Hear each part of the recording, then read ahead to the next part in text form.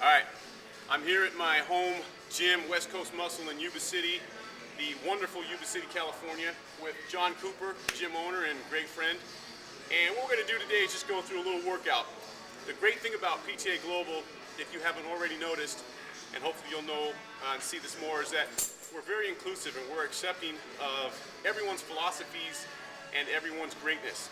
What I'd like to do today is take something from the NASM program design that is actually brilliant, where they combine some traditional strength exercises with some more stabilization type exercises, more functional progressive type exercise.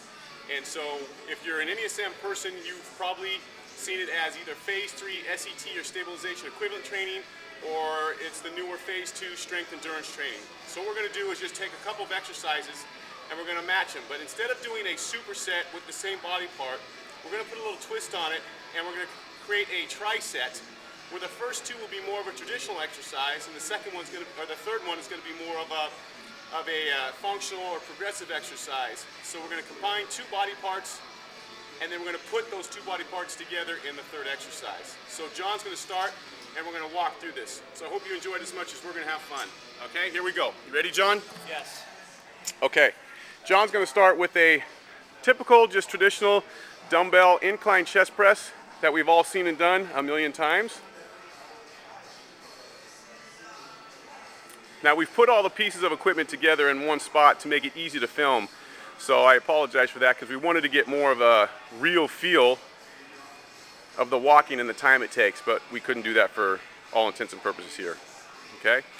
So once John's completed his set there, that's great, John. Now we're going to come over to do some curls with a curl bar.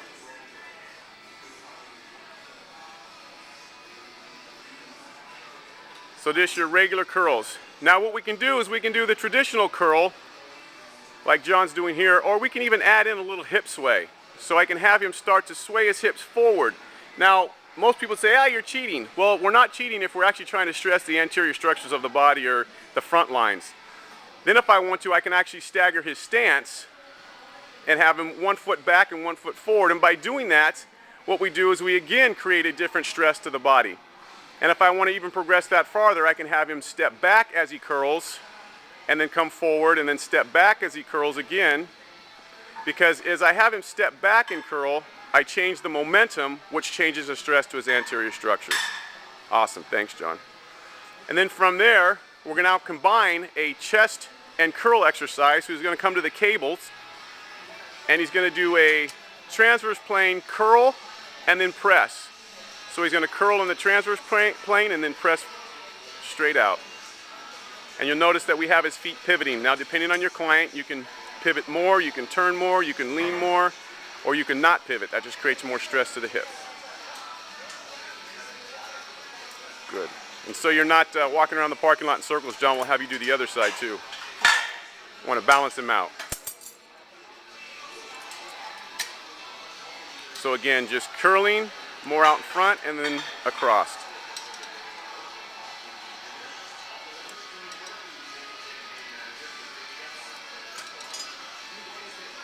Good job. Thanks, John. Okay, so that's kind of round one of a total body workout so far. So we did some chest, some biceps, and then we combined them with that third exercise. Now we're going to come over and do some back exercise. So we're going to do the back with a dumbbell one arm row. Just a traditional one-arm dumbbell row that you've seen in the gym a million times. Now if I want to get a little funky with it, what I can do is I can actually have John come more into rotation with his arm, so he comes across his body and then he actually dips into that front hip and creates a little adduction in that front hip, uses his head to turn his whole trunk. So now what I'm doing is placing more stress throughout the system, getting more of the back functional line and the spiral line as well. And we'll have you do both arms, John. Trying to be symmetrical. So again, I can have him come across his body, use his head and trunk, and dip into that front hip a little bit more.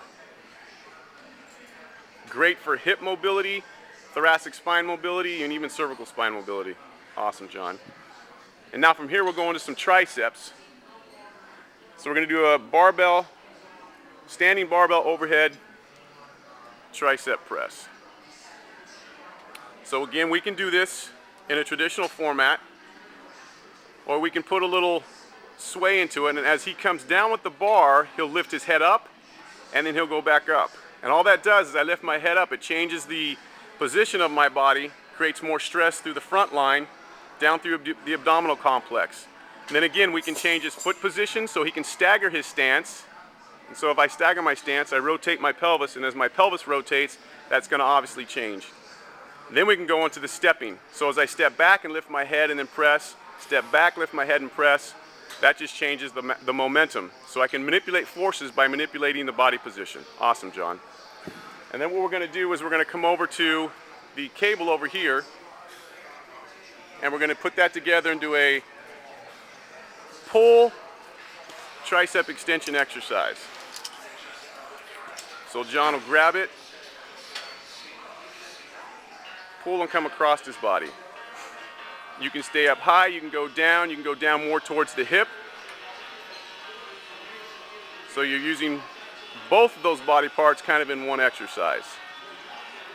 Excellent, John, thanks. Got to do both sides because you never want to walk away, because you can get out in the parking lot and you look really weird. It's all right, we won't fire you. Okay. Come down to the hip, boom. Pull down to the hip and press down. Beautiful, beautiful. All right, great job. Okay, now we're going to come back over to the dumbbells, and here we're going to do some lateral raises. So we'll go from a lateral raise into some shoulders and legs, and then we'll combine those again. So just a regular typical lateral raise, and there's a trillion manipulations you can do if you want to vary this and make it a little more challenging. You can stagger the stance again, so you can have a more of a staggered stance. You can create a more narrow stance, which increases the challenge, or we can alternate the arms and all that jazz. So just a lateral raise. Awesome, John. Now from there, John's going to go right into a lateral lunge. So we'll just do a lunge with kind of a reach about knee height.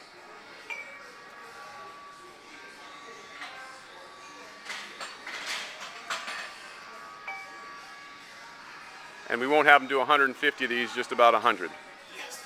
I'm already sweating, it's a good one. All right, perfect. Now we'll put those two together. We'll come over to the cable, and John's going to do a squat. And actually, let's lower that cable all the way to the bottom, John. We're going to do a squat to overhead press, but we're going to put a little lateral position into it. Perfect. So we're going to throw a little lateral motion to that at overhead.